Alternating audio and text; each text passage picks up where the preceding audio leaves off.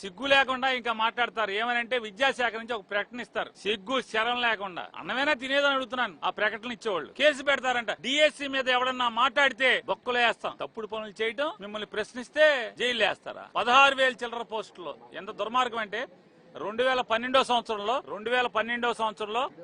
ఆంధ్రప్రదేశ్ రాష్ట్రంలోని ప్రతి ప్రభుత్వ సంస్థల్లో నియామకాలు చేసేప్పుడు స్పోర్ట్స్ కోటా కింద, అంటే క్రీడాకారుల్ని ప్రోత్సహించే ఉద్దేశంతో క్రీడల్ని పిల్లల దగ్గర నుంచి చదువుకునే విద్యార్థుల దగ్గర నుంచి అందరిలో క్రీడాతత్వాన్ని ప్రోత్సహించేదానికి, నైపుణ్యాలను వెలికి తీసేదానికి 2% క్రీడాకారుల కోటాలో అన్ని ఉద్యోగాల్లో రాత పరీక్షల్లో పాస్ అయిన తర్వాత మాత్రమే ఆ కోటాని ఇవ్వాలి. అది జీవో 2012. నారా చంద్రబాబు నాయుడు గారు పుట్టినరోజు ఒక రోజు ముందు 19వ తారీఖున 2024లో ఓ జీవో ఇచ్చారు. జీవో నెంబర్ 47, తర్వాత జీవో నెంబర్ 4, ఈ 2 ఇచ్చారు. అటు ఏంటి అంటే 1% పెంచి 3% స్పోర్ట్స్ కోటా అంట. అసలు పడిపోతారు విలేకరులు. ఇక్కడ నా ముందున్న విలేకరులు కూడా పడిపోతారు. టెట్ గాని డిఎస్సి గాని పరీక్ష రాయకుండా సరాసరి తీసేసుకుంటారు.